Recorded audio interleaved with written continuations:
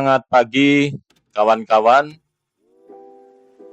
semangat kembali bersama Om Nur. Di sharing video kali ini kita akan bahas tentang maintenance management, di mana ya kita akan kupas bagaimana mengelola maintenance management dengan baik dan benar. Sebelum kita membahas detail tentang maintenance management, yang mesti kita pahamin terlebih dahulu adalah need dari manajemen atau owner atau pemilik peralatan. Nah, ada beberapa need yang mesti kita harus pahamin. Yang pertama, mereka ingin kesiapan alatnya yang tinggi atau availability. Yang kedua, jam operasi peralatan atau utilisasi. Yang ketiga, produktivitas peralatan atau biasa disebut productivity. Dan yang keempat adalah performance peralatan, baik performance fisik atau durability-nya. Yang kelima, cost peralatan, baik cost production-nya ataupun cost maintenance. Yang keenam, alat bekerja harus dengan aman, artinya program safety-nya dijalankan sesuai dengan standar yang semestinya. Dan yang ketujuh adalah sistem administrasi harapannya berjalan dengan baik, yaitu good reporting dan good recording. Jadi semua transaksi harus tercatat, terdokumentasi. Nah, sekarang kita harus pahamin dulu tujuan adanya tim maintenance atau maintenance goal itu seperti apa, ya. Kita sebagai pengelola peralatan tentunya ingin mengelola peralatan dengan benar. Supaya apa? Supaya bisa menjamin mesin atau peralatan yang kita miliki itu memiliki tadi need dari si tim manajemen, kesiapan alatnya yang tinggi, ya, unjuk kerjanya yang terbaik atau best performance, ya, biaya perawatan yang wajar atau masuk akal lah ya, reasonable cost. Dan yang terpenting tadi dia pengen kan tertib administrasi atau good reporting dan good recording. Nah, itulah yang dibilang profesional. Nah, sekarang kita bandingkan antara need management ya atau keinginan dari pemilik alat dari 7 item yang tadi kita sampaikan di depan ya. Teman-teman juga bisa lihat di presentasi ini ya. Sekarang kita konversikan dengan target dari tim maintenance yang kita kelola. Ya, kesiapan alat, yaitu ada PA, physical availability, dan MA, mechanical availability. Ya, nah itu satuannya adalah persen.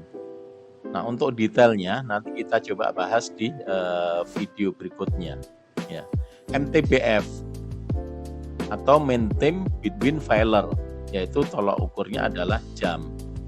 Nah mungkin teman-teman yang biasa menangani untuk pengelolaan peralatan ya, baik di pabrik, di mesin konstruksi ataupun di mining, istilah-istilah ini sudah tidak asing lagi ya. Nah, terhadap maintenance cost yaitu rupiah. Jadi biaya yang dikeluarkan untuk biaya perawatan ataupun perbaikan, baik pembelian spare part ataupun jasa atas perawatan dan perbaikan tersebut. Nah, terus kita perlu implementasi housekeeping ya. Jadi pengelolaan tata letak di workshop kita atau area kerja kita, yaitu di area kerja maintenance. Bagaimana pengelolaan housekeepingnya? Orang biasa sebut 5R ya. Pemenuhan tools dan facility. Jadi peralatan dan fasilitas kerja yang kita butuhkan harus diinventaris ya, terus dilakukan audit ya, atau pengecekan Nah, pelaksanaannya bagaimana? Nah, kalau hal-hal ini tidak terkelola dengan baik, mustahil kita bisa menyajikan apa yang diminta dari pemilik alat atau manajemen. Ya. Kecukupan SOP, Standard Operation Procedure, Standard Operating Procedure, IK atau instruksi kerja, ya, STD atau standar parameter, yaitu sesuatu yang kita jadikan standar, misalnya tolak ukur atas umur, terus periodical maintenance, misalnya setiap 250 jam atau 500 jam alat itu harus dilakukan maintenance. Nah, itu bagian dari standar parameter. Form, yaitu form-form yang kita gunakan. Nah, semuanya itu harus disosialisasikan ke semua tim, ya. Semua tim kita paham dan dijalankan. Nah, ini pun bisa diukur berapa persen dijalankan di tempat kita. Terus ada sistem administrasi peralatannya bagaimana? Nah, semua ini menjawab atas need dari pemilik peralatan. Jadi kalau kita tidak memahamin ini, bagaimana kita bisa mengelola peralatan dengan benar dan baik sehingga bisa memberikan hasil yang diinginkan oleh pemilik peralatan. Nah, itu gambarannya. Nah, sekarang strateginya mau seperti apa? Nah, tentunya untuk melakukan maintenance kita harus punya strategi yang akan kita terapkan di lapangan. Nah, saya bagi ada 5 strategi. Ya. Pertama, apa sih strategi kita terhadap human resource-nya, terhadap manpower atau personil yang kita miliki. Terus bagaimana mesin handling-nya? Kita akan mau melakukan apa saja terhadap mesin yang kita kelola. Yang ketiga, material manajemennya. Jadi terhadap material yang kita gunakan, konsep seperti apa yang akan kita jalankan. Nah, terus metode implementasinya. Jadi dalam mengimplementasikan maintenance management di lapangan, baik perawatan ataupun perbaikan, ya, itu kira-kira pakai cara yang seperti apa? Terus environment control-nya bagaimana? Ya. Nah, cara ini umum biasa digunakan di banyak sektor ya. Sebenarnya untuk beberapa masalah kita bisa menggunakan cara ini, yaitu 4M 1E. Man, mesin, material, method, dan environment. Nah, sekarang kita kupas strategi maintenance tadi.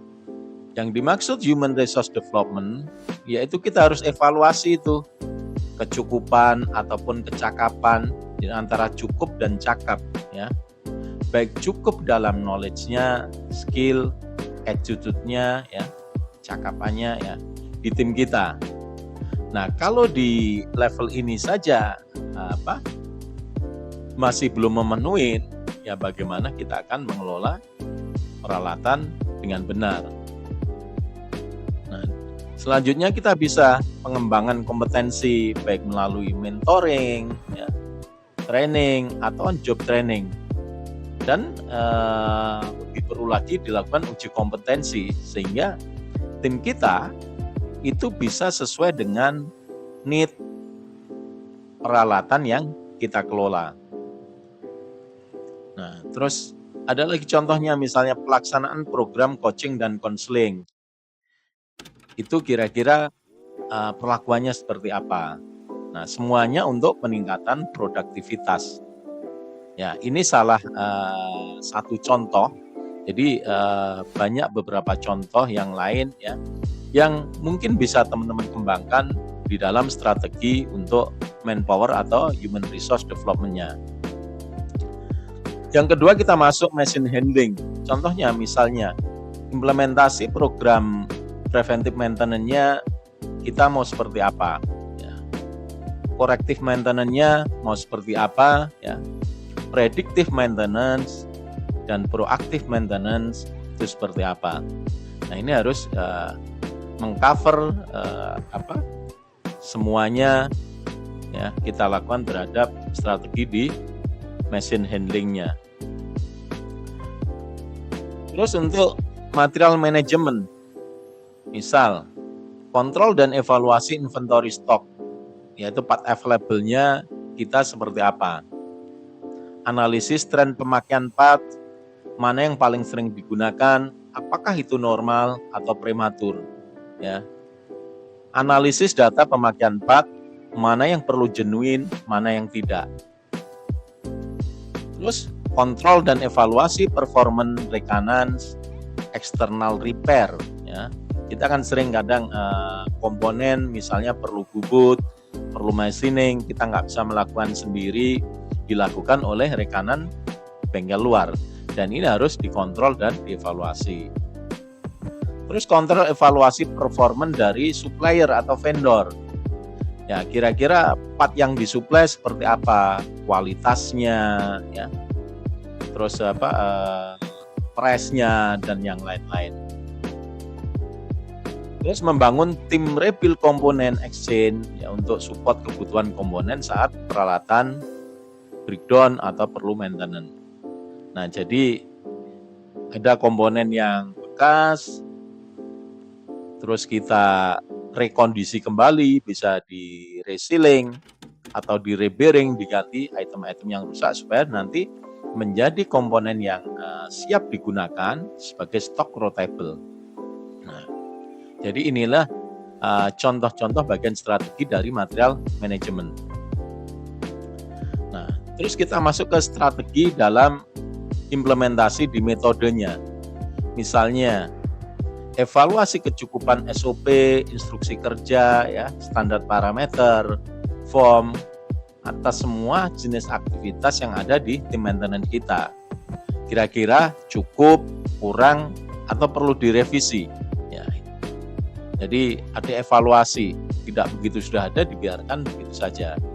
Terus sosialisasi berkelanjutan atas semua SOP, instruksi kerja, standar parameter, dan form ke semua tim maintenance.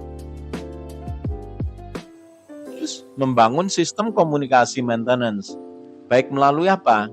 Ada pre-shift talk, ada daily meeting, ada weekly meeting performance, dan monthly meeting performance. Menjalankan program regular meeting dengan distributor, dengan dealer, atau vendor atau supplier untuk mereview support atas need tim maintenance kita. Nah, dengan ini semua, jadi teman-teman punya gambaran apa yang harus dilakukan, ya, cukup jelas, gamblang, dan mudah dipahami. Nah, sekarang kita masuk di environment control-nya. Jadi, misalnya kontrol dan evaluasi implementasi safety di maintenance. Jadi teman-teman harus mengevaluasi itu performance safety-nya seperti apa, ya. Terus safety meeting-nya dijalankan atau tidak. Ada tidak inspeksi terencana di semua area kerja maintenance. Terus tindak lanjut temuan atas deviasi itu seperti apa. Nah, ini semua adalah strategi, ya. Terus membangun standar acuan housekeeping atau tata letak di semua area kerja, ya. Misalnya secara gampangnya begini. Ada tempat untuk segala sesuatu dan sesuatu ada pada tempatnya. Jadi tidak barang itu berada di tempat yang sembarangan. Jadi semuanya tertata. Ya. Terus menciptakan budaya kerja di tim maintenance yang mampu mendorong dari personal tim maintenance untuk bisa bekerja dengan benar, dengan baik, dan bertanggung jawab penuh. Nah, inilah strategi-strategi yang harus dibuat, ya, terus nanti dikontrol kalau kita ingin mengelola tim maintenance kita menjadi lebih baik lagi. Nah, sekarang kita masuk ke maintenance communication. Di dalam maintenance communication itu banyak. Jadi gimana sih membangun maintenance komunikasi, apa saja yang akan kita lakukan, Tadi kita misalnya contoh bagian dari maintenance komunikasi, ada pre-shift talk, ada coaching counseling, periodical review, ya, baik daily, weekly, dan monthly, sosialisasi program baik di internal dan eksternalnya, terus ada program visit machine atau location. Jadi ini contoh-contoh saja, ya, kira-kira itu teman-teman. Nanti kalau memang ada teman-teman yang perlu ditanyain lagi, silahkan berkomentar di channel YouTube ini. Nah, nanti kita akan bahas lebih detail supaya teman-teman tahu gambaran persisnya. Untuk yang memang belum pernah atau belum pernah mendengar, ya, atau belum pernah melakukan hal-hal tersebut. Nah, parameter KPI maintenance. Jadi tadi kan kita sudah membuat strateginya. Ya. Nah, sekarang harus ada diukur nih. Misalnya dari orang, kan kita tadi memakai konsep 4M, 1E, man, machine, material, ya, metode, dan environment. Nah, tentu kita harus punya tolok ukur keberhasilannya atau key performance indicator. Misalnya di dalam orang, availability harus kita ukur, ya, misalnya. Tapi banyak lagi, terserah teman-teman mau memakai KPI apa. Jadi availability sama dengan mengukur alat. Kalau orang berarti jam kerja orang tersebut, ya. Terus training hours-nya ini hubungannya dengan pengembangan. Jadi kira-kira misalnya anggaplah sampean punya mentargetkan teman-teman dalam setiap bulan, setiap orang misalnya harus mendapatkan training 2 jam, baik itu mentoring, training, ataupun UJT misalnya seperti itu. Nah, itu adalah KPI tolok ukurnya. Terus dalam mesin misalnya availability bisa PA, physical availability bisa MA, mechanical availability, MTBF, ya, cost-nya, jadi MTBF-nya berapa persen, cost-nya berapa rupiah, ya. Material, KPI-nya bisa cost-nya atau tools control, ya. Terus metode, bagaimana periodical inspection-nya, misalnya mau ditargetkan setiap sebulan sekali atau bagaimana, SOP review-nya. Nah, ini KPI yang bisa kita jadikan tolok ukur untuk mengukur program-program yang kita buat tadi. Environment, misalnya performance SHE-nya seperti apa, ya, kira-kira itu, ya. Nah, maintenance activity-nya, ya. Jadi kita udah tahu tadi untuk KPI-nya, sekarang activity-nya mau ngapain aja. Misalnya buat planning dan budgeting-nya bagaimana, preventive maintenance-nya akan dilakukan apa saja, ya. Predictive maintenance-nya akan dijalankan apa saja, misalnya analisa pelumas, ya, terus pemeriksaan attachment misalnya, ya, ada banyak hal lain. Corrective maintenance-nya mau seperti apa, respon time-nya bagaimana, jadi setiap ada informasi WO mekanik datang seberapa cepat dia tanganin, dia datang, MTTR-nya bagaimana, kecepatan repair-nya. Nah, ini bagian dari corrective maintenance. Proactive maintenance. Jadi proactive maintenance yaitu bagaimana kita misalnya melakukan inspeksi lebih sering. Jadi kita lebih proaktif, lebih mengenal banyak mesin kita, kondisi mesinnya. Misalnya kita lakukan vibration monitoring, ya, analisa atas cara operasi, misalnya seperti itu. Terus yang tidak kalah penting yaitu dari semuanya pastikan ada problem, ya. Nah, kita harus tahu bagaimana menganalisa masalah dan melakukan tindak lanjut supaya masalah itu tidak terjadi kembali. Nah, ini bagian dari maintenance activity, ya. Terus pemeliharaan workshop dan tool facility-nya seperti apa, ya. Nah, itu harus jelas, ya. Ini seputar maintenance activity. Oke. Nah, selanjutnya. Jadi, dengan teman-teman memahami apa yang kita jelaskan dari depan tadi, ya, ini bisa menjadi pedoman kita untuk panduan kerja teknis, ya, dalam melakukan perawatan atau perbaikan peralatan dan mesin-mesin yang kita kelola. Jadi kita akan fokus pada efektivitas kerja, keselamatan kerja, dan kualitas dari perawatan di tim kita.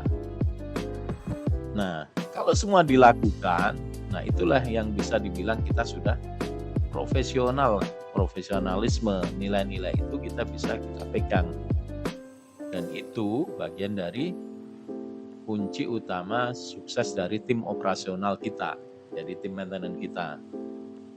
Jadi kawan-kawan, mungkin itu yang bisa Om Nur sampaikan. Semoga sharing atas manajemen di tim maintenance ini bisa memberikan manfaat. Terima kasih. Jangan lupa tetap semangat bersama Om Nur. Salam.